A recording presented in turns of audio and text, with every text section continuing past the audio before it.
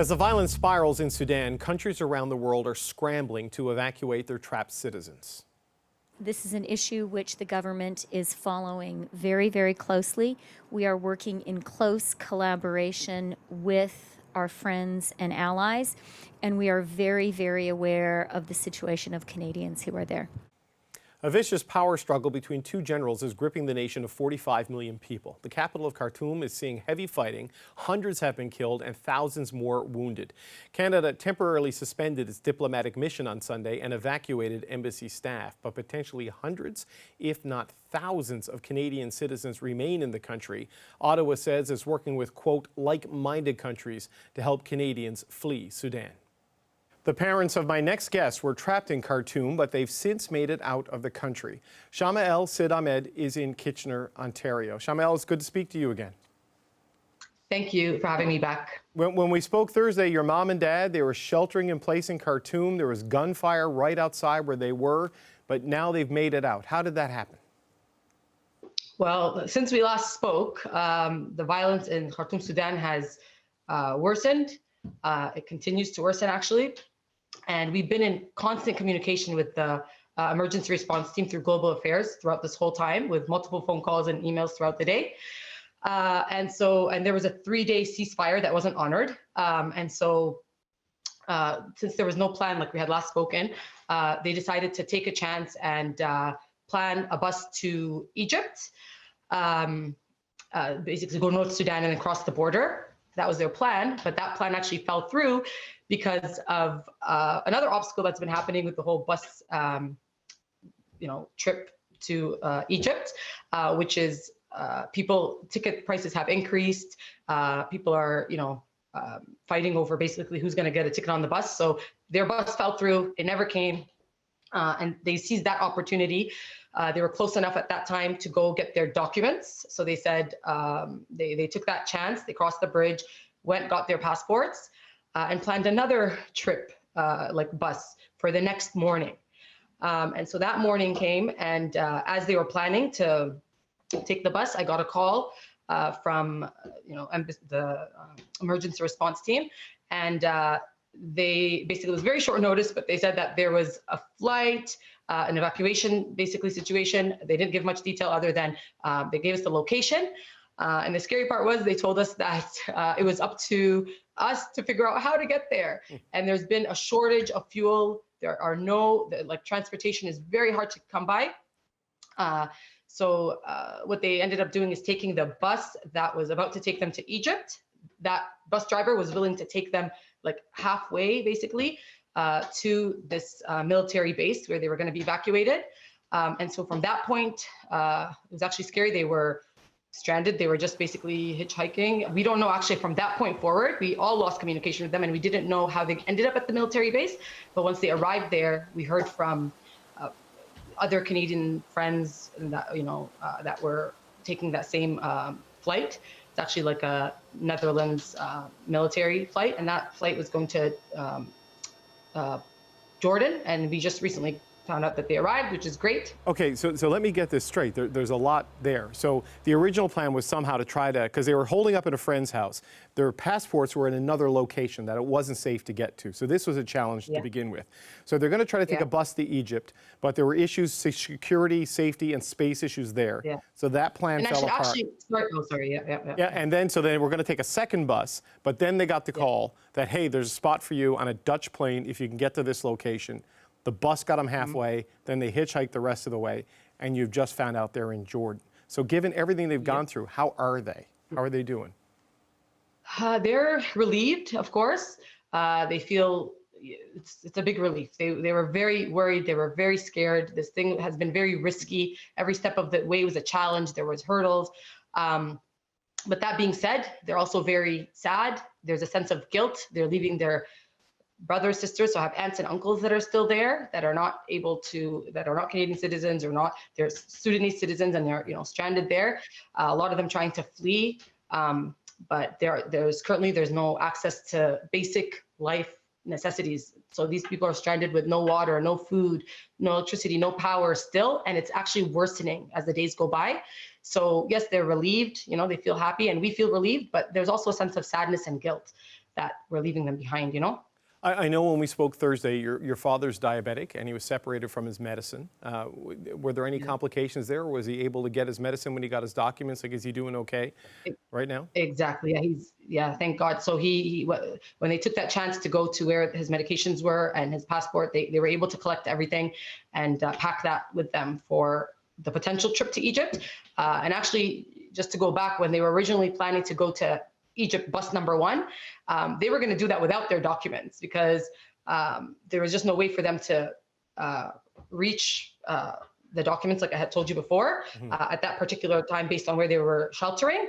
And so that was a big risk they were taking, because I've communicated with the emergency response team so many times, and they are not, there's no coordination right now, which is scary for anyone who doesn't have their Canadian passports on hand. They said there's no way you can cross the border when you get there, but we were just going to take that chance and, you know, just flee to safety and then figure it out, kind of thing. But so that was a big concern as well, not having their documents and their medicine, you know, but that was, thankfully they were able to do that, because that bus it fell through, right? Right. So even in the chaos, it came together, and they're out of the country and they're safe. When do you expect them back in Canada?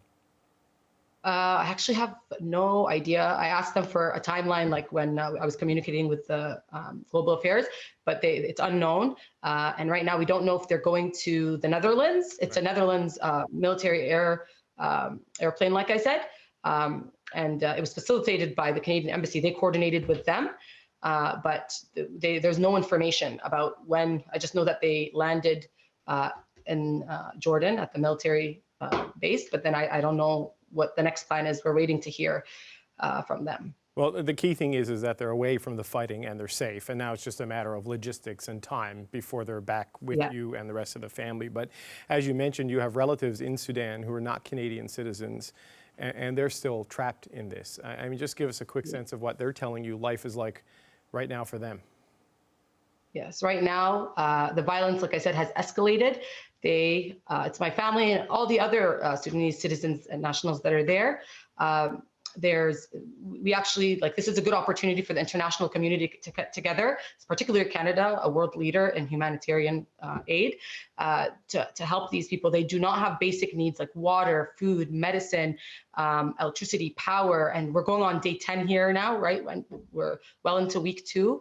And just even personally, I have a cousin, for example, she's due in 2 weeks. She's a Sudanese citizen, and it's too dangerous for her to flee and go on a 12-hour bus trip to Egypt. So they're just staying there and just hoping for the best, but it's scary, and I feel nervous for them and I'm sad for them. So there are a lot of people like that are actually, injured, in more of a crisis situation, and they could really use our help, our initiatives that we can offer them. So that's the situation, but it's definitely worsened.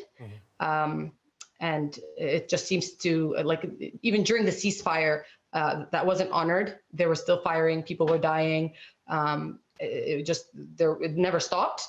And so as soon as the 3-day, where it was lessened a little bit, we can say, but as soon as that ended, things escalated to the worst. And a lot of the diplomats at this point have evacuated.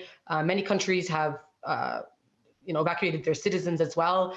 And so I feel like now that that's been known, the firing is just getting worse, and that's the situation. So it would be great if the international community in Canada can come together to help in this humanitarian crisis for our brothers and sisters in Sudan.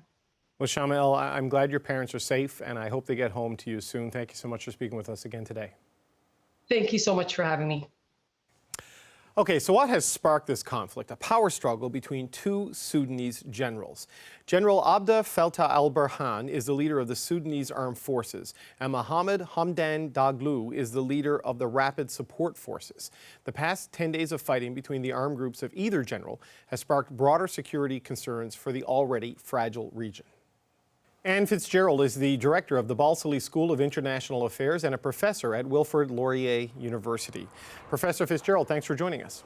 Thank you for having me. Let's look at the 2 generals and the power struggle at play here in Sudan. What can you tell us about that dynamic? Well, this power struggle is all about an unconsolidated military structure, two military structures which are separate and which, for democratic purposes, need to be brought together. One general was given the command of the Rapid Support Forces in 2013. This general, General Hermeti, as he is known as, played a key role in crushing some of the anti-government forces in the Darfur conflict. So as a measure of goodwill towards him, Omar al-Bashir, former president of Sudan, made him the commander of the RSF. That fell under the structure which had a direct line to the president and not under the formal military command structure. Over the years, General al-Burhan, the other general, rose up to the position of chief of the army. The two generals united forces in 2019 to overthrow al-Bashir in response to pro-democracy protests on the streets. Following that time, they formed the helm of what was called the Sovereign Council and became president and deputy president.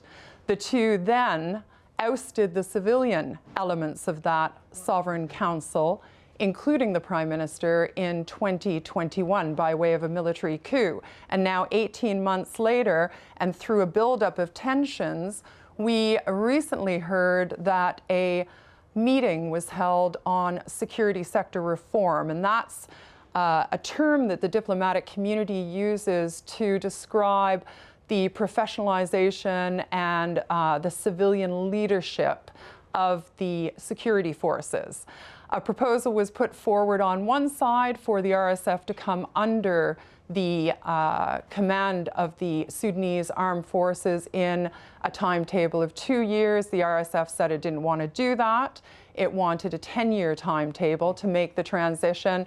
And we saw some jostling for power. We saw some movements around Khartoum and strategic strongholds. Fighting started on April 15th, and it hasn't stopped since. So these two generals who are now warring and holding on to essentially their own loyal armies because of the failure to merge, they were supposed to lead Sudan's path to democracy after those 3 decades of rule by Omar al-Bashir. So where is that path now? Are hopes for democracy lost? This pathway is sadly just not in place, and it's to the detriment of the Sudanese people who have been hoping for this path to bear fruit for some time.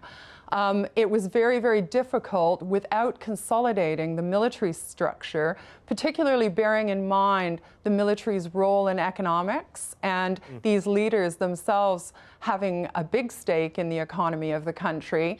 And with any civilian leader that has been put in place under that Sovereign Council, not having the economic backing, that's very important to bring hope to the country, to give peace to the people, notwithstanding the fact that the country was under harsh economic sanctions for 20 years. So it's leaving the economic power and the resources in the hands of two military generals, neither of which want to fall off their podium, and neither of which want to fall under the command of the other. We just have news from the United States. Secretary of State Antony Blinken says Sudanese armed forces and the Rapid Support Forces have agreed to implement a nationwide ceasefire starting at midnight to last for 72 hours. We've seen agreements like that before, and they did not hold. What do you make of this development? Well, I think it's a sign of a lot of back-channel diplomacy that's been going on, urging the two parties to come to the table to talk, to ceasefire. We have seen ceasefire arrangements 3 or 4 times now, none of which has held in place, and it's questionable as to whether this will hold in place either. I have spoken with people today from the ground, some of my former students, some of whom are out in the countryside, others who are in the city. And they have confirmed that there's no sign of the fighting stopping as of yet. Basic critical services are shutting down, and looting has really taken hold because both sides have to sustain their supply lines and sustain their fighting forces. So we can only hope and pray that this ceasefire will take root and somebody will come in and mediate to try to keep the momentum behind some sort of resolution. But events over the last 8 days do not give us reason to hope. No, and it has this destabilizing impact on the region, right? 2 generals, 2 armies, 1 country, rarely a good combination of things. So what are your concerns there for the broader security implications in the region? Well, the region's already a fairly volatile one and conflict-affected one. That said, on the western side of the country, and Sudan is surrounded by 7 different countries, countries like Libya, Central African Republic, Chad, have little interest and capacity to get involved in the spoils of war in Sudan. I think the 2 countries that we will have to keep our eyes on are Ethiopia and Egypt. Ethiopia lost some territory which is contested during its recent conflict in the north of the country. That land is called the Al-Fashqa Triangle. However, it's unlikely that Ethiopia, with its own fragile peace process taking root, will make moves to interfere. Egypt, on the other hand, has a good relationship with Sudan, a strong tie with General al-Burhan. It engaged over the last 2 years in different forms of security and military cooperation pacts. And it needs a stable Sudan, not just for neighborhood and neighboring purposes, but also because of its interests in the River Nile and how its economy depends on it maintaining its share of Nile waters. And of course, the development of the Grand Ethiopian Renaissance Dam has caused some real disquiet in the region. And Egypt sees Sudan as its natural ally that cares in a very similar way that Egypt does about maintaining its rights to Nile waters. So we'll see how these 2 actors, their role evolves in the coming days. Professor Ann Fitz-Gerald, thank you so much for your time. Thanks very much.